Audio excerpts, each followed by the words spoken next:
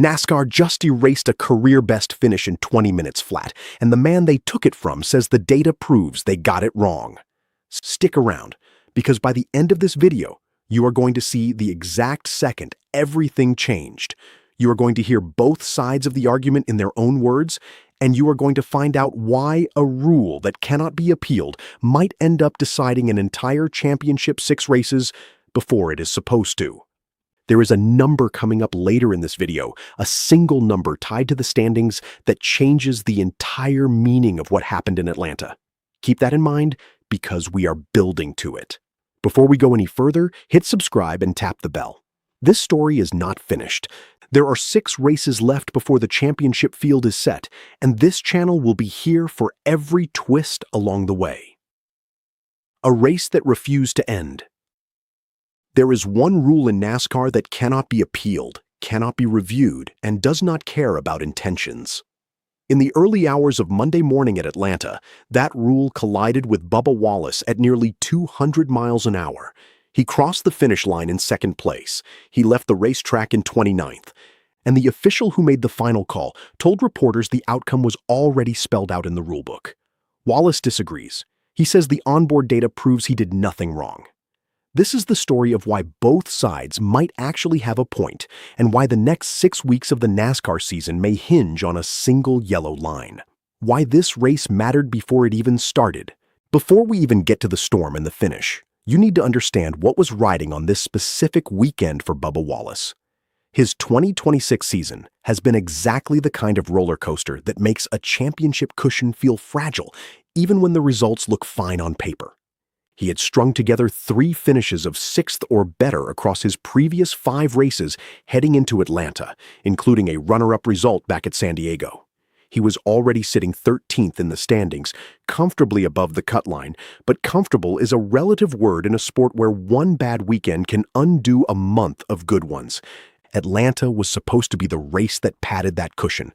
Instead, it became the race that tested it.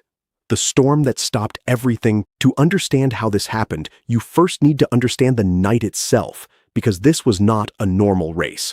The Quaker State 400 at Echo Park Speedway in Hampton, Georgia was scheduled to run on Sunday night, July 12, 2026. It did not end on Sunday night. Heavy rain and lightning rolled into the 1.54-mile high-banked oval and brought out a red flag that lasted more than 3 hours. The race did not go back to green until after 11 at night, and by the time the checkered flag finally waved, it was deep into Monday morning. Fans across the East Coast were asleep in bed. Many of them woke up to discover they had missed one of the best finishes of the entire season and one of its biggest controversies. Think about what that actually means for the people watching at home. A race scheduled for prime time on a Sunday night turned into a race that finished in the dead of night on a Monday, with a red flag stoppage alone lasting longer than most entire NFL games. Drivers sat in their cars or paced pit road for over 3 hours waiting for the weather to clear, all while adrenaline built up with nowhere to go. That kind of delay does not just test patience. It changes tire strategy, fuel strategy, and most importantly, it changes the mental state of every driver still racing for a spot in the 10-race championship field. When the green flag finally waved again, everybody on that racetrack was running on emotion as much as they were running on raw speed. That combination, hours of buildup released in a handful of final laps, is exactly the kind of environment where a split-second decision at the bottom of the racetrack can end up defining an entire season. Ryan Blaney's historic night at the front of the field for almost the entire night was Ryan Blaney, driving the number 12 Team Penske Ford. Blaney started on the pole, swept both stages, and led a dominant 171 of 263 laps. To put that number in perspective, it is the most laps led by a race winner at a drafting-style track since Richard Petty led 184 of 200 laps on his way to his first Daytona 500 win all the way back in 1964. It marked Blaney's 2nd win of the season and his first since Phoenix back in March. It was also a milestone night for his manufacturer because the victory marked Ford's 750th win in NASCAR Cup Series history. But dominance at Atlanta is never guaranteed to hold. Blaney's own crew chief made a genuinely risky call late in the race, choosing to keep the car on track after Blaney brushed the outside wall with less than 30 laps remaining. Blaney radioed in that the vibration felt terrible, worried the contact had done real damage.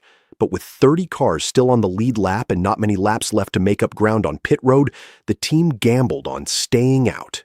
It worked.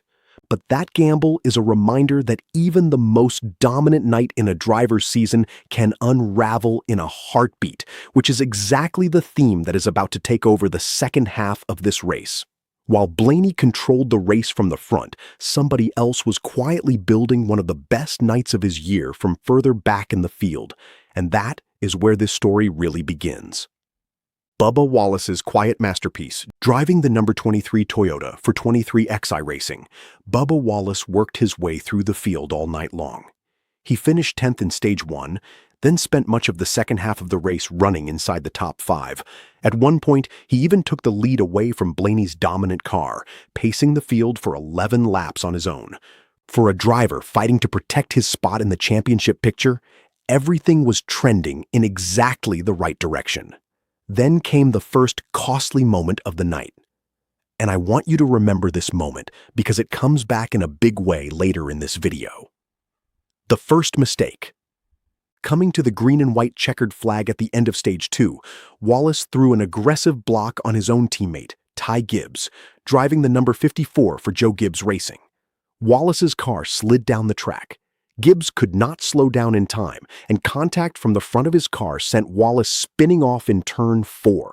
The spin cost Wallace his stage points and forced him to fight his way back into contention during the final stage. He did exactly that, clawing back into the lead pack in time for a wild overtime restart. But the tension between the two Toyota drivers did not disappear. It was only getting started. 3 wide for the win. Now we arrive at the moment everything changed. The race went into overtime. When the white flag flew, Carson Hocevar of Spire Motorsports was leading in the number 77 Chevrolet, with Blaney second and Wallace third.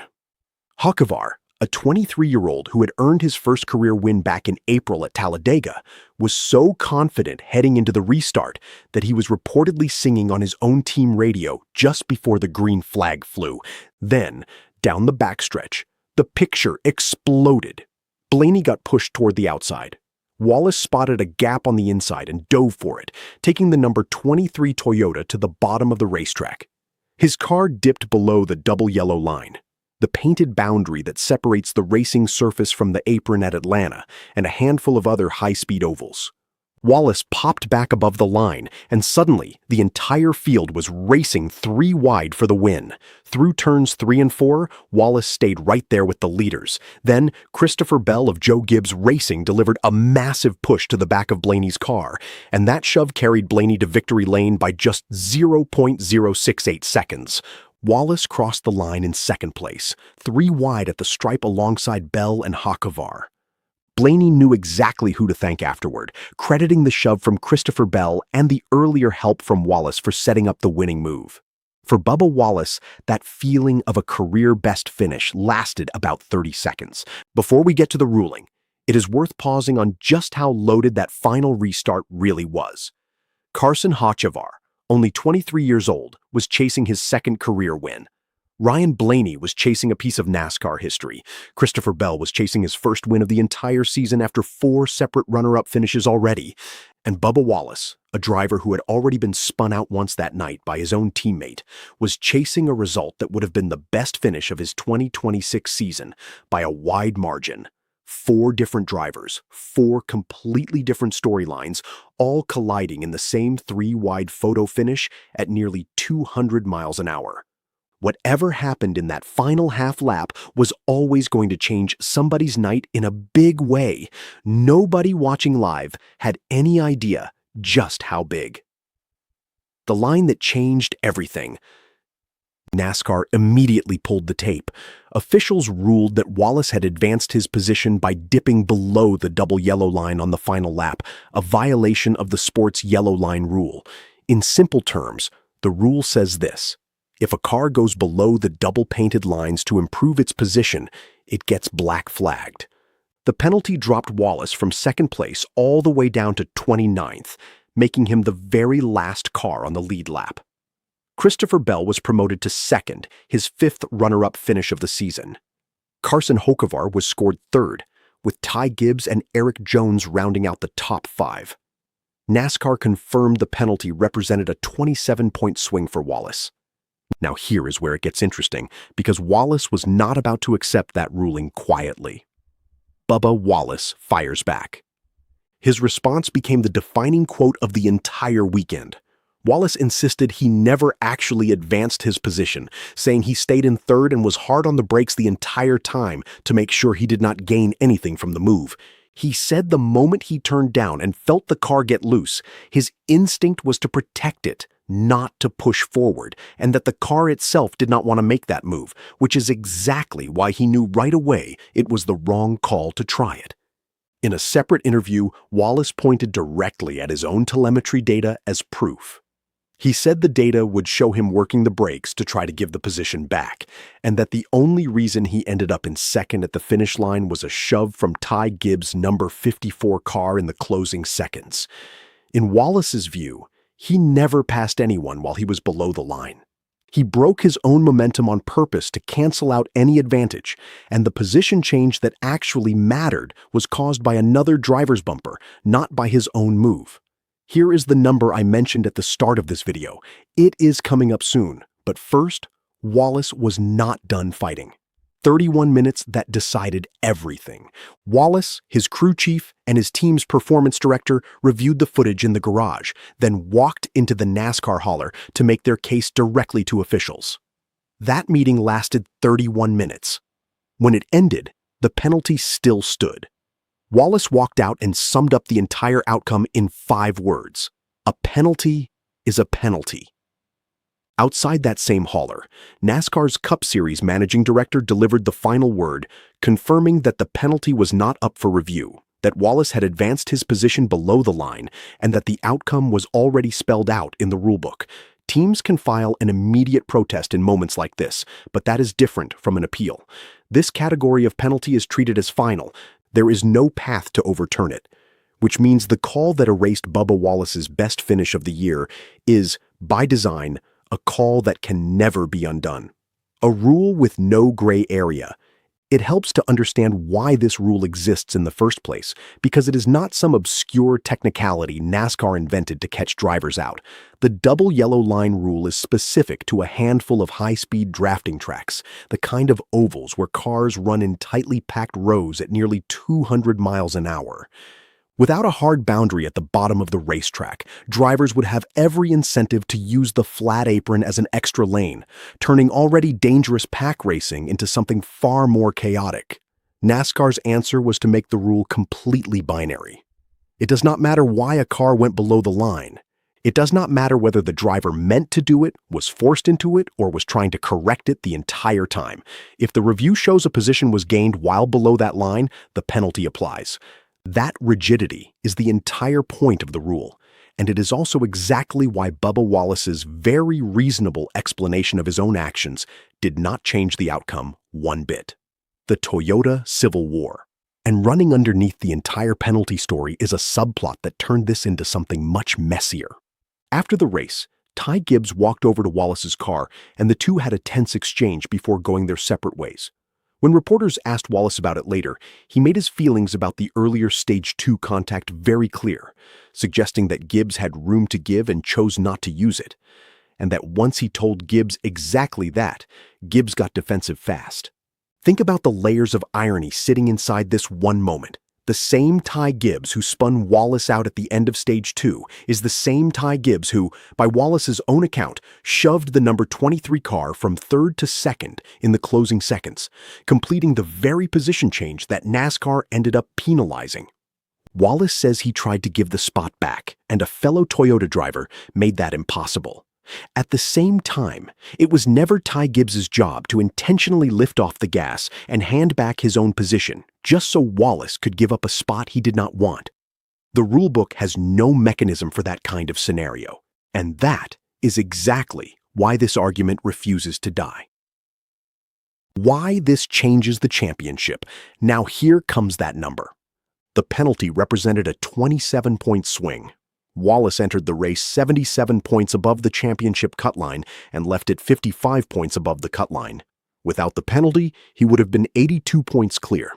Instead, Wallace now sits 13th in the overall standings, 298 points behind the points leader, Denny Hamlin. And here is the part that makes this whole story even stranger. Hamlin is not just the points leader chasing Wallace's own team. Hamlin is a co-owner of Wallace's own team, 23XI Racing. That is an incredibly awkward dynamic to sit inside of. Hamlin actually clinched his own spot in the 10-race championship field that same night, alongside his teammate Tyler Reddick, while the other half of his ownership group spent the week defending a penalty on national television. Wallace understands exactly what this means for the drivers chasing him.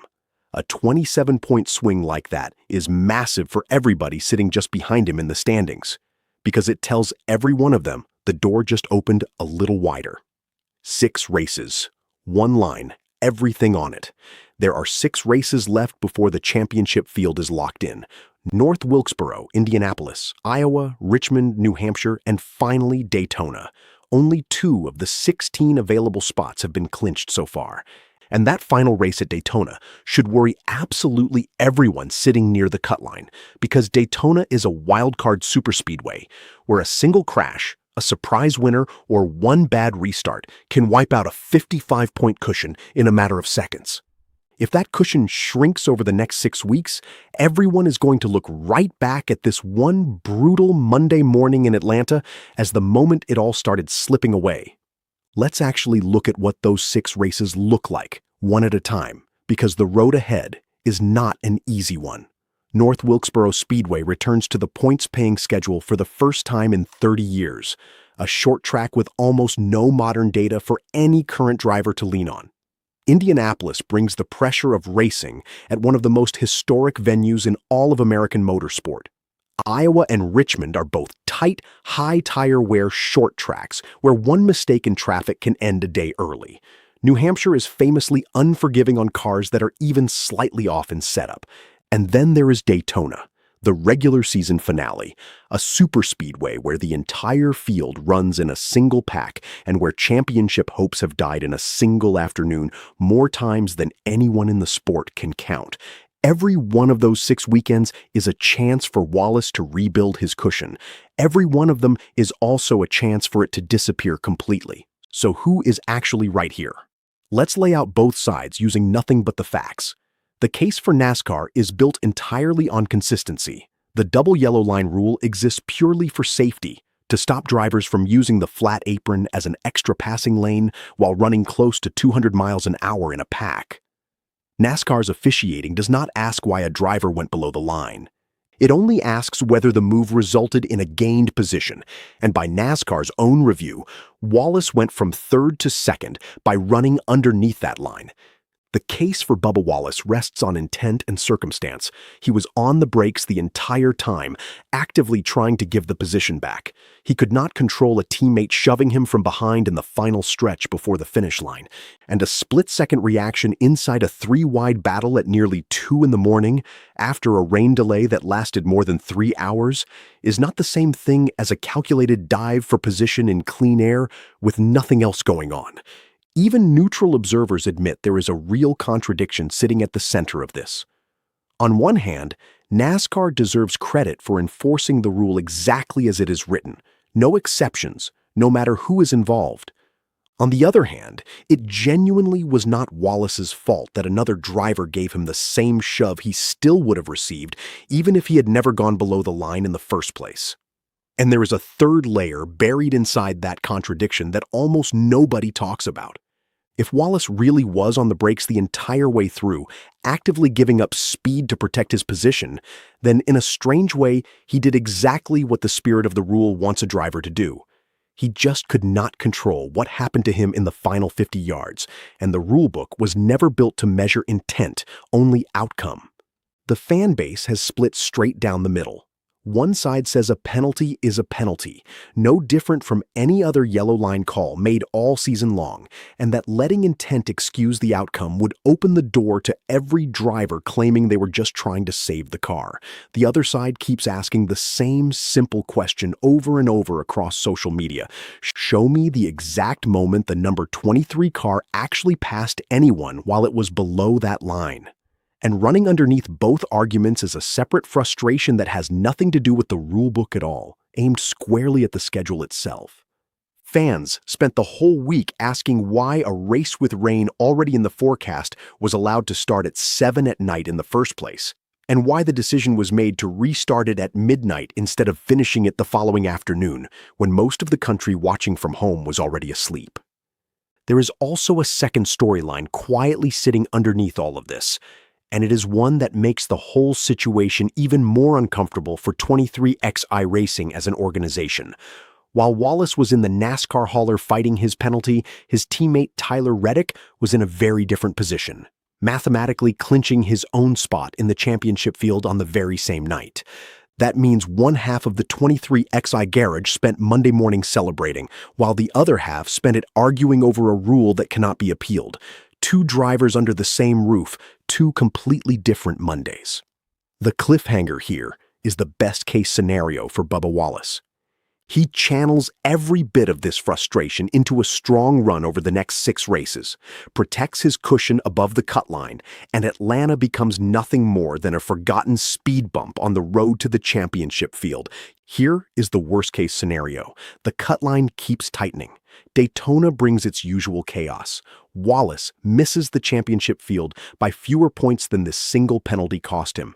And this exact moment, this one yellow line on a rain-soaked Monday morning in Atlanta, becomes the single turning point that everyone points back to when they try to explain how the entire season slipped away from the number 23 team.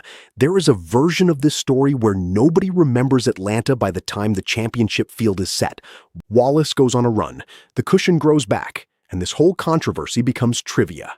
There is another version where every single point ends up mattering, where the margin between making the field and missing it comes down to less than the 27 points this one penalty cost him, and where NASCAR fans spend the rest of the year replaying this exact finish over and over, wondering what would have happened if the review had gone the other way. Bubba Wallace says his own data proves he did nothing wrong. NASCAR says the rulebook proves he did. Both of them cannot be right, and with 6 races left and a super speedway waiting at the very end of the schedule, we are about to find out which one of them the standings agree with. So now it is your turn. Was this a driver doing everything in his power to give a position back, only to get punished for a shove he never asked for? Or did Bubba Wallace take a calculated risk below the yellow line, get caught, and now has to live with the consequences? Drop your verdict in the comments below. And make sure you are subscribed, because North Wilkesboro is coming up next, the first Cup Series points race at that historic track in 30 years. And after a night like this one, nobody is walking into it feeling safe.